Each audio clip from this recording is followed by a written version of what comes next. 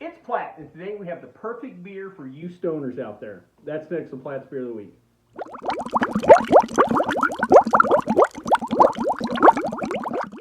So the particular beer we have today is Dank Dust from the fine folks at Elysian Brewing. You might remember a while back I reviewed Space Dust. That is the year-round kind of variation of this beer. Dank Dust is a seasonal variation, a little more ramped up version that we'll get into. But you saw the video, you know I like Space Dust, but I referred to this as the next level. So I can't wait to get into this. Real quick though, let's get in the background of Elysian Brewing. Elysian was founded by three friends back in 1995 in Seattle. There was Dave, who was a spirits wholesaler, Joe, who was a banker, and Dick was a home brewer. Together, the three dared to dream, and in 1996 they opened their first location in the Capitol Hill area of Seattle. They started the operation on a 20-barrel brew system. Next year, 1997, they opened a location inside a GameWorks, which I actually love that idea of a microbrewery inside something like a GameWorks or Dave & Buster's. They stayed in that location until 2002. Today, they have three different brew pubs in the Seattle area, including right across the street from CenturyLink Field. That is where the Seahawks play. 2011, they opened up a 35,000 square foot production facility that also became their headquarters. So between the brew pubs and headquarters, 4 locations in the Seattle area. At the Great American Beer Fest, 3 different times they've won Large Brew Pub of the Year, 1999, 2003, and 2004. Now, one of the cool things Elysian does is quite a few different collaborations and just working with different groups of people on different beer concepts. One of the beers I've also reviewed is their collaboration with the group Def Leppard. I believe it was a pale ale they made. They also worked with some local grunge band to produce a beer called Loser. Now, if you're of a certain age, you might remember Seattle was ground zero to the grunge movement, so that just made a lot of sense. One of their other little kind of musically inspired beers, they produced something called Dark of the Moon. It was actually pumpkin beer, kind of an homage to Ozzy Osbourne. Well, over the years, Elysian has gained quite a reputation for their pumpkin beer, so much so that they now hold an annual pumpkin beer festival, which we know how people love pumpkin, so I'm sure that is a smash. They got several different pumpkin beers. One of them I find fascinating is called Punkachino. It is a coffee-based pumpkin beer, the cappuccino pumpkin kind of vibe to it.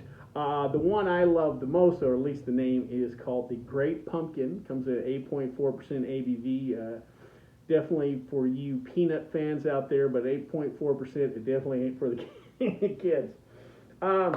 In 2015, Elysian sold out to Anheuser-Busch, or they're part of their craft beer arm, but because of Anheuser-Busch's ownership in there, Elysian is considered no longer craft. But some people care about that, some people don't. What have you. Real quick, let's review some of their other beers. They have a pretty decent line, however, we'll go over some of them. First is Men's Room Original, 5.5% ABV. This is a blonde ale, and this is another collaboration with a local radio show there in Seattle. I don't know if that's the name of the show or not, but Men's Room is the name of the beer. Next is Dragon Tooth Stout, 8.1% ABV. This is an imperial oatmeal stout. Again, kind of shows the range of the brewery. Even though they're located on the West Coast, they are not stuck in that IPA rut. Again, with the pumpkin beers, now we've got a oatmeal stout. Nice little variety there. And the last beer I find kind of interesting, and I definitely want to get my hands on one, is called Bifrost, 8.3% ABV. This is a winter pale ale. You don't hear that terminology used a lot. 56 IBU, which means they've brought plenty of the hops, which again, in a winter style beer, you'd normally the malt jumps in the front seat, maybe some spices jump in the front seat, but the hops generally kind of fall back in these winter, warmer type of beers. 8.3% ABV though, plenty of alcohol for you, so I'm definitely interested to check out that beer. Well, before we try this beer though, let's check out the stats.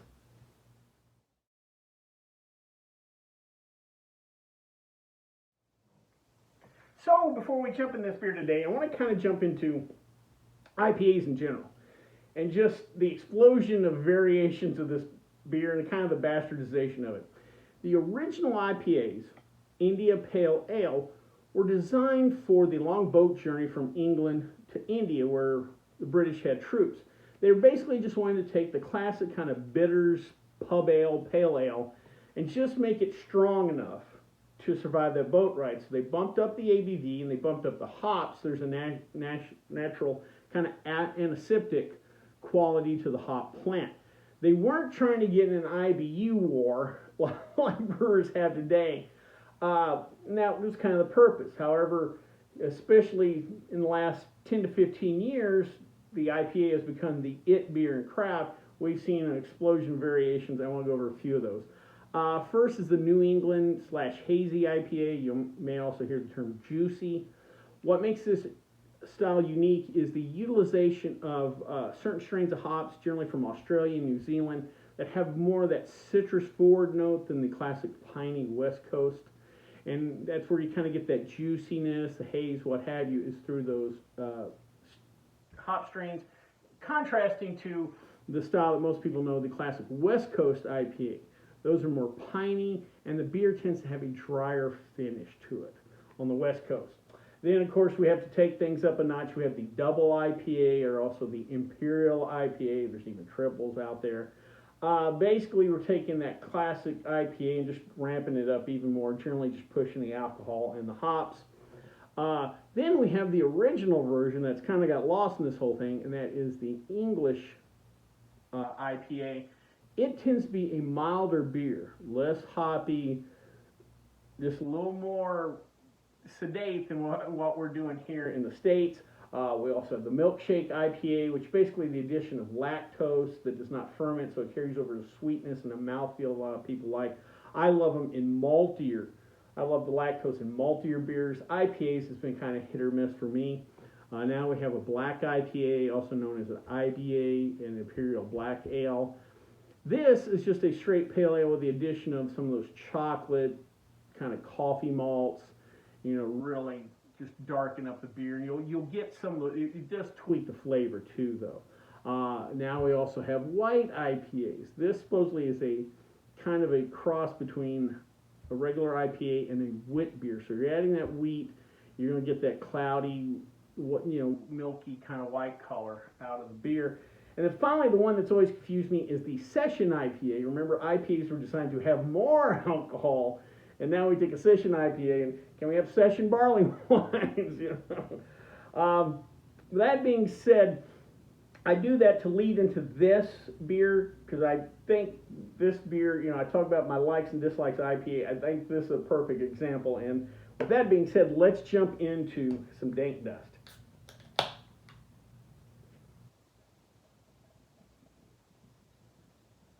All right, this right now, I can already tell you by the smell, is why I say this beer is perfect for the stoner in your life. Let's dive in with the nose. OMG, that is beautiful. That is, I'm just going to go be direct with you, that is almost like sticking your nose in a bag of weed. But it's just that fresh, danky, moist, barnyard kind of nose. It's a combination of pot and just fresh horse urine in a barn kind of thing, with a dankiness just jumps out. Let's go ahead and dive in. Oh my gosh. That, to me, this is what IPA should be shooting for. We're big, we're bold, we're 8.2% ABV. There's plenty of malt. The hops is right there, but the hops are fresh. They pop. It's almost like you took some of that back away and just dumped in your beer and drank it. But there's enough malt in there that really balances with the hops, and the hops pop and they're fresh. Like I said, this to me is what we should be shooting for IPAs. To me, compared to the Space Dust, this just is more, a little bit more. Even though ABV-wise, they're pretty much the same, but just to me, there's a little more mouthfeel. The hops, like I said, just really kind of come out.